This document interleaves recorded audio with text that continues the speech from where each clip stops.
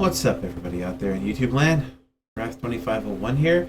Hoping you guys are having a blessed Sunday. This video is another one from Bible Unleashed, but this was interesting. This seemed really interesting. This is the cost of following Jesus. Is it worth it? I would say yes, because Jesus has saved me on many occasions. Like, just say I wouldn't be here and I'd be doing... I was on a very bad track. Very bad.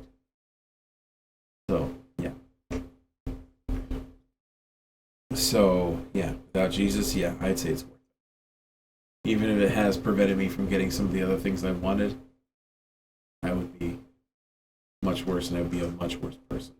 Anyway, let's see what we got here, right? And go. When you hear the words, follow Jesus, what comes to mind?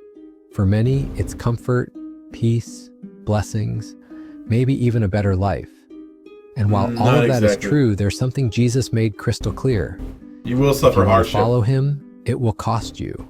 I'm not talking about money. I'm talking about your life. This isn't the kind of message that fills stadiums or makes people cheer, but it's the truth. And Jesus never sugarcoated the truth.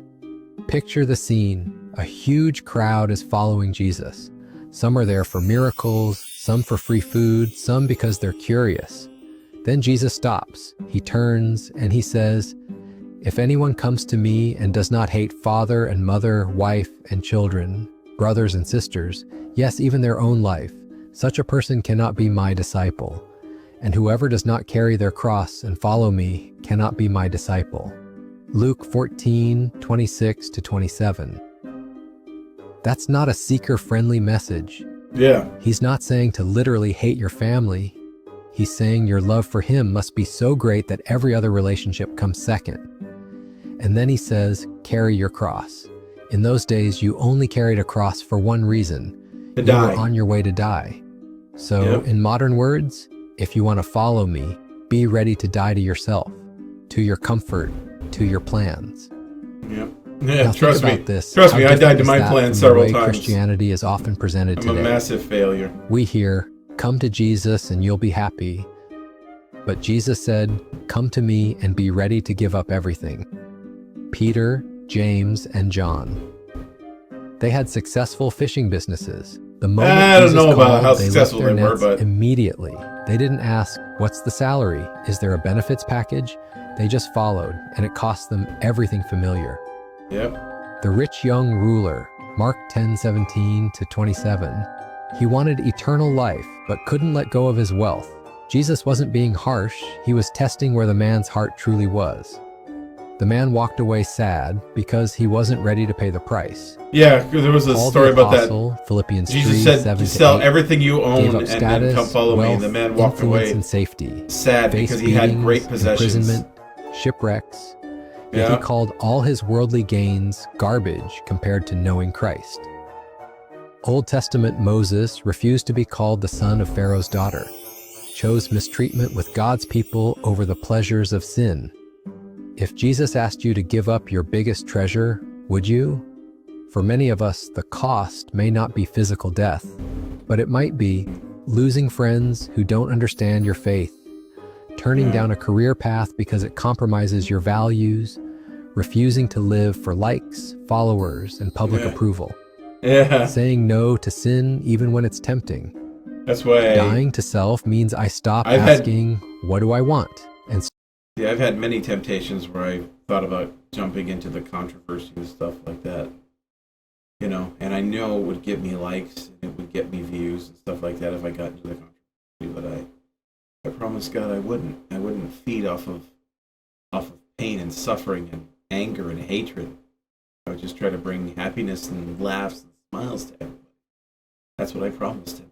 And yeah, it did kind of cost me because a lot of people wanted me to get in on shit, on elections and politics and crap. But no. start asking, what does God want? It means giving God the right to rearrange my plans. It means trusting him with the outcome, even when it hurts.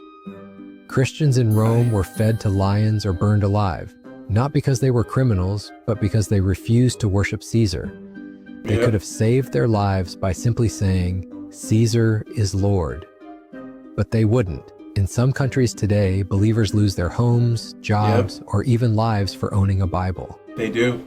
A young woman in Asia once told her pastor, "Even if my family disowns me, I will follow Jesus." Itch. And they did disown her, but her faith stood. These stories remind us People our have been faith was disowned for a bought at lot of price, things, especially here and in sometimes it's America kept at right a now. price. Jesus doesn't call us to sacrifice just to make us miserable. He calls us to give up temporary things so we can gain eternal treasures. Mark 10:29-30. No one who has left home or brothers or sisters or mother or father or children or fields for me and the gospel will fail to receive 100 times as much in this present age and in the age to come eternal life. Every tear you cry in obedience, every loss you endure for his name will be repaid beyond anything you can imagine. So here's the real question. Maybe not in this world, Are you but willing to the follow next. Jesus no matter the cost?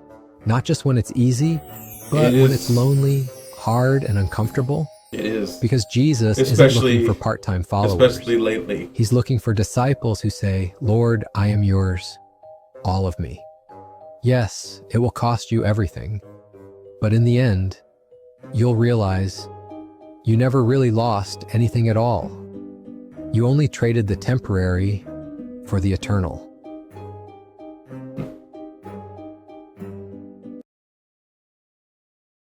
That's a good message. And it's a message that a lot of people don't even think about. You know, that following Jesus isn't all sunshine and rainbows. You're not going to have a super successful life or anything. God may call you to do simple things. The way it is, hard at times, especially lately. Very hard. Anyway, guys, I hope you guys got something out of that. I hope it helped you. I hope you maybe opened your eyes a bit. And, you know, help you maybe come to terms with some things that helped you at all. I hope it did. For the few people who watch these, I know you guys do. I think these are things that need to be said. They need to be put out there. I mean, this is the most controversial thing I do. Like, a lot of people have actually called for me to not do these videos, to not put out Christian videos, saying I'm alienating people. If you're offended by Christianity, then be offended. I'm not going to hide my God to please your sensitive nature. I'm not asking you to watch these. I'm not making anybody watch these videos or anything like that. They just are. And I hope if anything, I do hope they reach some people, help they make them think.